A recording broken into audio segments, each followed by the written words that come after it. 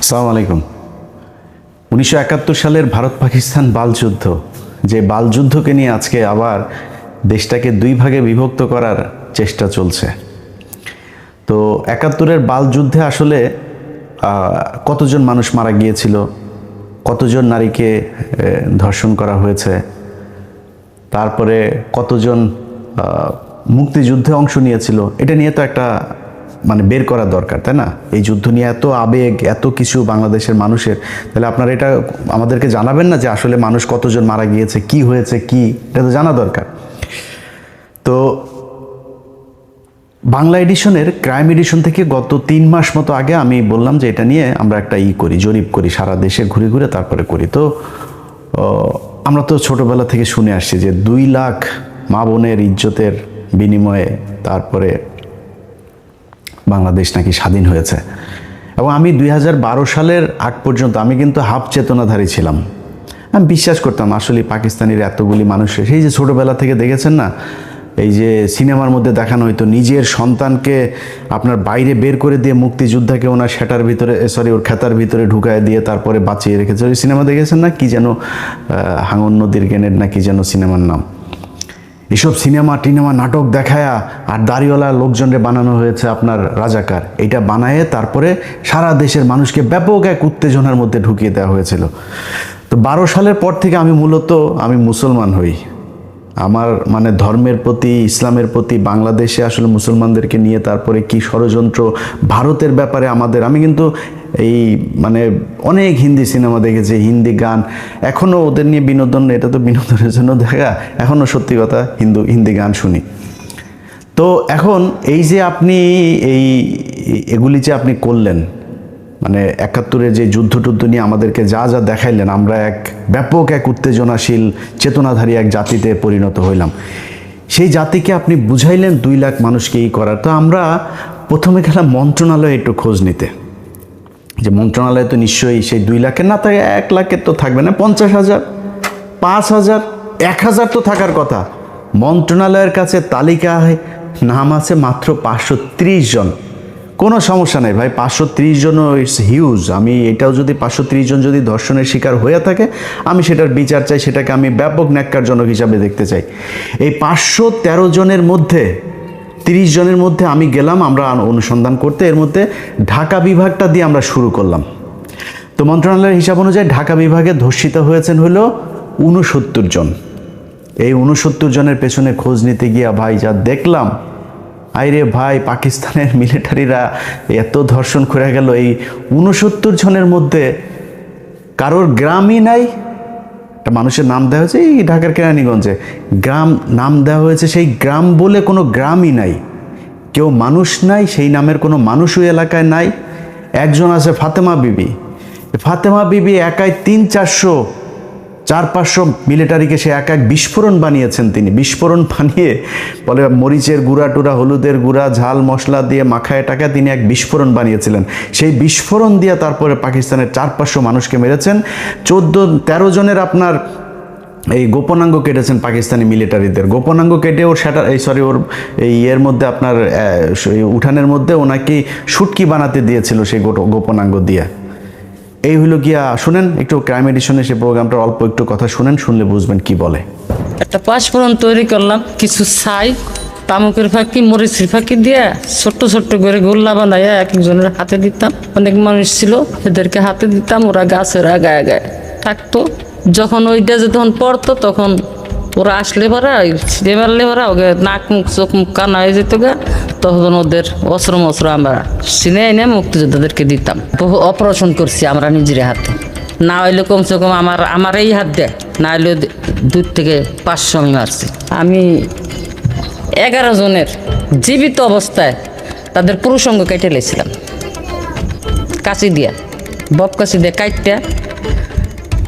কাইটটা আমি টাকি মাছের মতন ছুটকি দিছিলাম। এই হইল কি আমাদের মুক্তিযুদ্ধের ধর্ষিতাদের অবস্থা। 530 জনের মধ্যে একজনকেও, পুরো ঢাকা বিভাগে আমরা একজনের খুঁজে পাইনি যেটা বাস্তবিক পক্ষে, মানে বাস্তবিক অর্থে কেউ ধর্ষিত হয়েছে এই প্রমাণ দিতে পারে। নানান ধরনের গল্প, এই করেছে ওই করেছে, 3টা কোশ্চেন করলে এরপরে ঘুরপেচ খাওয়া যায়। কয় আমার 4-5টা ভাইকে, আপনার 4 ভাই আর 1 বোনকে মারা হয়েছে 71 সালে। সেই 4 ভাইয়ের নাম বলতে বললে একবার এক এক ভাইদের নাম বলে। আবার পেটের বাচ্চা মারা গিয়েছে, বাচ্চার বয়স কত ছিল, পাশের থেকে আরেকজন বলে আপনার তো বাচ্চা টাচ্চা ছিল না, কয় পেটের ভিতরে শহীদ হয়েছেন। শোনেন একটু কি বলে। ফরিদ, আরেক ভাইয়ের নাম আসলো দরবেশ, আরেক ভাইয়ের নাম ছিল মনসুর আলী, আরেক ভাইয়ের নাম ছিল নূর মোহাম্মদ, আমার বোনের নাম ছিল নাজমা। নাজমা আমার ছোট ছিল, আমার বোনকে ওই জায়গায় মাইরে ফেললো ফরিদ, শেখ ফরিদ। আমার আর একটা ভাইয়ের নামও শেখ ফরিদ আছে, জীবিত, বুঝলে না, আগে ছিল আমার বড়। আরেক ভাইয়ের নাম আছিল যে আবুল ফরাজ, আরেকজনের নাম আছিল মনসুর আলী, আর বোনের নাম ছিল নাজমা। আমার প্রথম সন্তান শহীদ হয়েছে, দ্বিতীয় সন্তান মুক্তিযুদ্ধের শহীদ, হ্যাঁ মুক্তিযোদ্ধার সময় শহীদ হয়েছে। দ্বিতীয় সন্তান মুক্তিযুদ্ধের সময় আপনার বয়স ছিল 20-22 বছর। হ্যাঁ, আপনার ছেলের বয়স কত তখন? তখন মনে করেন ছেলে আমার গর্ভে শহীদ হয়েছে, গর্ভ অবস্থায় শহীদ হয়েছে। এইভাবে আমাদেরকে এই গাঁজাখড়ি গল্প শোনায়া একটা বিশাল প্রজন্মকে আমাদের 54 বছর ধরে অন্ধ বানিয়ে রাখা হয়েছে। আমরা আসলে যদি মুক্তিযুদ্ধের সময় কোনো মানুষ মারা গিয়েছে কিনা, কেউ রেপড হয়েছে কিনা, কতজন হয়েছে, আমরা এটা জানতে চাই, আমরা শুনতে চাই, এটা জানুক এই জাতি। কেউ জানে নাই। মুজিব এই শালায় ওর এক কমিশন গঠন করেছিল, আচ্ছা খোঁজ নে তো দেখ কয়জন মারা গিয়েছিল। সারা দেশে মিলা ওরা এই মুক্তিযুদ্ধের সময় নিহত মানুষ পেয়েছিল হইল 33 জন। এই 33 জন পাওয়ার পরে আর খুঁজা পায় না, কয় তাহলে বাদ দে, এটা নিয়ে আর আলাপ দরকার নাই। এরপরে আর কেউ সেই আলাপে যায়নি, সবাই এটা নিয়ে রাজনীতি করেছে। ভাই 530 জন যদি ধর্ষিত হয়ে থাকে, এটা আমি মনে করি যে ব্যাপক মানবতা বিরোধী অপরাধ। এটার সাথে যে যে জড়িত ছিল মারা তো যাইতে হবে। এক একটা 68,000 গ্রাম দিয়া যদি আপনি 2 লাখের ভাগ করেন 2.90, প্রায় 3 জন করে পড়ে। এই 3 জন করে আপনার গ্রামে আছে, আপনার জেলায় আছে, আপনার বিভাগে আছে। কারোর কাছে শুনেছেন যে কারোর বিভাগে আছে? কেউ বলতে পারবেন যে কার মা বোন রে, আওয়ামী লীগের কারো মা বোন রে যদি নাকি পাকিস্তানিরা লাগায় যায়, তোরা তালিকাটা আমার কাছে দিস, আমরা খোঁজ খবর নিব, নিয়ে তারপর দেখবো তোর মা বোনদের ভ্যাজাইনাল চেক আপ করায় তারপরে নিয়ে আসবো না, দেখবো না কি হয়।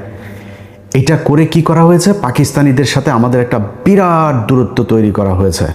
এই দূরত্ব তৈরি করেই তারপরে এই যে শালারা যে বলে যে মুক্তিযুদ্ধ, মুক্তিযোদ্ধাতেই 16 ডিসেম্বর, এই যে কয়দিন পরে বাল দিবস আসতেছে, একটা বিজয় দিবস, এটা বালের মুক্তি বিজয় দিবসে ভারতীয়রা পাকিস্তানিদের কাছ থেকে দেশ লেখা নিল। একটা সেক্টর কমান্ডার থাকতে পারেনি, একজন। এই যে ছবিটা, এই যে সাইন করার যে ছবিটা, একজন বাংলাদেশি আছে, সব ইন্ডিয়ানরা। তা আমার কিসের বিজয় দিবস? এরপরে ইন্ডিয়ান মিলিটারিরা এসে আমাদের দেশের সব কল কারখানা যা যা আছে সব কিছু নিয়ে গেল। আজকে আমরা বলি না যে আমাদেরকে ব্যাপকভাবে বঞ্চিত করা হয়েছে, উনি পশ্চিম পাকিস্তান পূর্ব পাকিস্তান থেকে সব নিয়ে যেত, পূর্ব পাকিস্তানে কিচ্ছু করা হয় নাই। ভাই ইতিহাস যা গিয়েছে সব বাদ দেন, কয়জন ধর্ষণ হয়েছে বাদ দেন, মুক্তিযোদ্ধা কয়জন ছিল আর নিহত কয়জন হয়েছে সব বাদ দেন, ওগুলি পাস্ট। আপনি বর্তমান নিয়ে করতে চান, আপনি দেখবেন যে পাকিস্তানের এই যখন কিনা আমাদের 1971 আগ পর্যন্ত যখন একসাথে ছিলাম, তখন পর্যন্ত আমাদের দেশে কি মিল কল কারখানা কি হয়েছে, হসপিটাল স্কুল কলেজ যা যা হয়েছে, এটা তো এখন আছে, তাই না? আমরা গুগলে সার্চ দিলে পাবো না? আচ্ছা ভাই, আপনি কি জানেন যে এই যে বুয়েট কারা করেছে জানেন? এই যে বঙ্গবন্ধু শেখ মুজিব মেডিকেল কলেজ 1965 সালে এটা করা, সেখান থেকে এসে তারপরে আপনার এটার নাম দিয়েছে 1998 সালে এটা নাম পরিবর্তন করে তারপরে আওয়ামী লীগ এটা করেছে। BUET, KUET, RUET, CUET, Chittagong medical, sir Salimullah medical, Rangpur medical, Mymensingh medical, যত রাজশাহী মেডিকেল, রাজশাহী ইউনিভার্সিটি। আরে ভাই যুদ্ধের ঠিক 1 বছর আগে 1970 সালে জাহাঙ্গীরনগরটা দিয়ে গিয়েছে। মিল কলকারখানার নাম শুনবেন, Adamjee jute mill, Dhaka jute mills limited, Amin jute mills limited, Khulna jute mills, Karnaphuli rayon mill, Progoti industries, Kaptai জলবিদ্যুৎ, Chandraghona paper mill, Ispahani cotton mills, Khulna news print, Chittagong dry dock, eastern refinery limited, যা যা আছে এগুলো সব পাকিস্তান করে দিয়ে গিয়েছে। আপনি জানেন এই যে কমলাপুরটা আছে না, আমাদের বিশাল সুন্দর এক কমলাপুর রেজিস্ট্রেশন পাকিস্তান করে দিয়েছে। যে জাতীয় সংসদ ভবনটা আছে না, এই সংসদ ভবনটা এই পাকিস্তান তারপরে করে দিয়ে গিয়েছে এই দেশে। আপনি আমারে বলেন 1971 সালের পর থেকে ঢাকা মেডিকেল 1921 সালে প্রতিষ্ঠিত, কিন্তু এটার বেশিরভাগ যে বিভাগগুলো আছে, ঢাকা মেডিকেলটা ব্রিটিশ আমলে করে দেয়া, এটার যত মানে এই এক্সটেনশন সব পাকিস্তান আমলে করা হয়েছে। এখন এই যে ঢাকা মেডিকেলে আপনি যুদ্ধ হয়েছে না 1971 সালের আগে, এটার বলা হতো প্রাচ্যের অক্সফোর্ড। সেই প্রাচ্যের অক্সফোর্ড 1971 সালের পর থেকে এটার এক্সটেনশন কি হয়েছে জানেন? 1974 সালে চারুকলা একাডেমি অনুষদ, চারুকলা এক অনুষদ ছাড়া এই ঢাকা মেডিকেলে, ঢাকা বিশ্ববিদ্যালয়ের যা যা আছে সব কিছু অধপতন হয়েছে। একটা মিল কলকারখানা বলেন তো, কোন মিল কলকারখানা আমাদের এই দেশে হয়েছে 1971 সালের পরে? গার্মেন্টস হয়েছে, আমাদের দেশের নারীদেরকে সব ন্যাংটা করে তারপরে রাস্তায় নামাইছেন, সারাদিন না খায় থাকে, না খেয়ে থেকে তারপরে সেখানে প্রতি মাসে 5,000, 7,000, 10,000, 15,000 বেতন পায়, মাস শেষে পুষ্টিতে ভোগে, বিয়ে হয় না, বাচ্চা হয় না, টিনের চালার ভিতরে এক এক ঘরের ভিতরে গাদাগাদি করে 8জন 10জন থাকে, সকালে ভোরে থালাবাটি নিয়ে তারপরে যায়, রাত 8টা 9টার সময় আসে, যেগুলি একটু সুন্দরী তাদেরকে গার্মেন্টস মালিক ওই সুপারভাইজার টাইজারেরা করে কোনটা খায়। এই হচ্ছে আমাদের দেশের উন্নতি। আরেকটা উন্নতি কি হয়েছে, আমরা বিদেশে লোক পাঠাই, যেটা দিয়ে এখন দেশটা টিকে আছে। এর বাইরে পাকিস্তান যাওয়ার পরে এই বাংলাদেশের মিনিমাম কোনো ধরনের কোনো উন্নয়ন হয় নাই। আজকে এই যে আমাদের স্মার্টা যেসব নারীরা আছে না, যারা পাকিস্তানের বলে পাকিস্তান, ওরা কি ইউটিউবে সার্চ দিয়ে দেখেন পাকিস্তানের, আর ওরা পাকিস্তানের নারীরা সারাদিন ওরা মনে হয় যেন যদি পাকিস্তান নিয়ে কিছু বলে, মানে ওইখানে কয়েকটা বোম টোম পরে আছে, মসজিদের ভেতরে মুসল্লিরা নামাজ পড়ে, মেয়েরা সব একদম বুরকা টুরকা পরে হয়ে থাকে। পাকিস্তানে গিয়ে দেখেছেন কোনোদিন? ইউটিউবে দেখেন। জীবনের ইচ্ছা আছে পাকিস্তানে যাব, ইনশাল্লাহ সৌদিতে যাবো আর পাকিস্তানে, 2 জায়গায় যাওয়ার খুব ইচ্ছা আছে, স্বপ্ন আছে, যাব। সেখানে ইউটিউবের মধ্যে ঘুরলে তারপরে দেখা যায়। আর ভাই ইসলামাবাদের হাইওয়েগুলি দেখছিস ইউটিউবে, ওটা কি আমেরিকা না পাকিস্তান এটা বোঝা যায় না। পাকিস্তান এমন কোনো জিনিস আছে যেটা কিনা তারা বিদেশ থেকে রপ্তানি করা লাগে, সব নিজেরা তৈরি করে। এই 2 দিন আগে ব্যালিস্টিক মিসাইল তারা করেছে, উৎক্ষেপণ করেছে। কি করে নাই তারা? মোটর সাইকেল, গাড়ি থেকে শুরু করে সব উৎপাদন করে। চিকিৎসা, তাদের চিকিৎসা খাতের অবস্থা জানেন? তাদের সাথে এখন আমাদের ব্যারিকেড তৈরি করে রাখা হয়েছে। এই ডিসেম্বরে আপনার কতদিন ধরে শুনছি বাংলাদেশ ঢাকা থেকে ইসলামাবাদে সরাসরি ফ্লাইট হবে, চালু হয় না। কারণ ওইখানে গেলে পাকিস্তানের যে ট্রিটমেন্ট ব্যবস্থা, এটা ইন্ডিয়ার সাথে আমাদের তখন একটা এই মানে এখান থেকে রোগী কিছু ভাগাভাগি হয়ে যাবে পাকিস্তানে, এটা কোনোদিনও চায় না। যেই কারণে এই ইন্ডিয়ার যারা কিনা এই বাংলাদেশের যে দালালরা আছে, তারা চায় না পাকিস্তানের সাথে সরাসরি কোনো সংযোগ হোক। পাকিস্তানি কাপড় চোপড়, পাকিস্তানি পোশাক, পাকিস্তানি, আরে ভাই তোরা যে মানে এই মডেল হবি, আমরা মডেল পেয়েছি পুরিমণি, আমরা মডেল পেয়েছি নীরা ইসরাফিল, এই হলো মডেল। পাকিস্তানের মডেল দেখছি ভাই, মডেলও যদি সুন্দরীও দেখতে চাই, এই যে আমাদেরকে যে মানে বঞ্চিত করা হয়েছে, বঞ্চিত আগে করা হয়নি, এখন করা হয়েছে। বাংলাদেশের ফকিন্নির বাচ্চারা তোদের মতো মডেল দেখে তো আমাদের এই ফেসবুকে আমাদের সময় নষ্ট করতে না।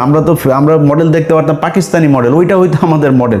দেখছিস ওদের কোন দিক থেকে যাবি পাকিস্তানের সাথে বল তো? এখন আমাদের সব দিক থেকে বঞ্চিত করে ওরা পাকিস্তানের সাথে এই গ্যাঞ্জাম বাধাই দিয়ে এগুলো করেছে।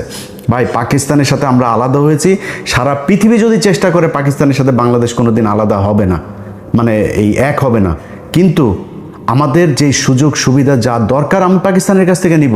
পাকিস্তানের সাথে আমার সম্পর্ক যদি ভালো থাকে, তাদের যে নিউক্লিয়ার আছে সেটা তারা নিজেরাই বলে, বাংলাদেশ ভাই তেরে আমার যদি লাগে তাহলে তোরে দিয়ে দিব, কোনো সমস্যা নাই। আমি কেন তার সাথে গ্যাঞ্জাম লাগবো? আমার যতটুকু দরকার আমি ততটুকু সম্পর্ক তার সাথে ভালো রাখবো। এখন এগুলো করতে দেওয়া যাবে না। এই যে এখন মাঝে মধ্যে দেখেন না 32 নম্বরকে বাঁচানোর জন্য তারপরে কিছু যোদ্ধা রাস্তায় নেমেছে। 32 নম্বরে কি বাল রে? এই 32 নম্বর হলো এই শেখ মুজিব 45,000 মানুষকে মেরেছে। এই 32 নম্বর তো সেই জায়গা। এই 32 নম্বরে বসে বসে 15,000 জাসদের নেতাকর্মীকে হত্যা করা হয়েছে। এখানে বসে এই সিরাজ শিকদারকে ক্রসফায়ারের নির্দেশ দেওয়া হয়েছে। এখানে বসে 74 সালে 27 লক্ষ মানুষকে হত্যা করা হয়েছে এই না খাইয়ে রেখে। এটা তো সেই জায়গা, এখানে থেকে সব শেষ। আওয়ামী লীগ সব গণতান্ত্রিক দল টল যা আছে সব বাদ দিয়ে বাকশাল প্রতিষ্ঠা করে গিয়েছে এই শেখ মুজিব এই ঘরে বসা। এটা কিসের তরিয়ে? আর এরা সব নাচানাচিতে আছে। আরে বাবা 32 নম্বর এখনো বলছি না বাঁচাইতে, 32 নম্বর আছে কিছু, তোর 32 নম্বরে যা কিছু আছে ওই জায়গায়। এবার এই দিন যেটা হয়েছে এটা তো আমরা ভেলকি দেখিয়েছি, এইটা নিয়ে সবাই ব্যস্ত রাখবো, দিক থেকে রায় হয়ে যাবে। তোরা সারা দেশে কিসের ভেলকি দেখাবে? ভেলকি 32 নম্বরে কেন্দ্র করে তারপরে হয়েছে। সো এত উত্তেজনার কিছু নাই।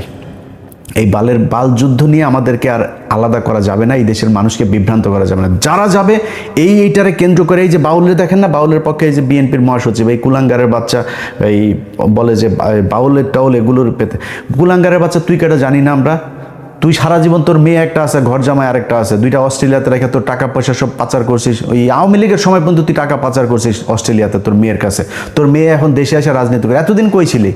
বাংলাদেশে মানুষ জীবন দেয়, তুই অস্ট্রেলিয়াতে বসে, তারপর তোর অবদানটা কি আমারে বল? হাসিনার বিরুদ্ধে অবদানটা কি তোর? ও মেয়েরে দেখছে নাকি ওর ভাইরে দেখছে?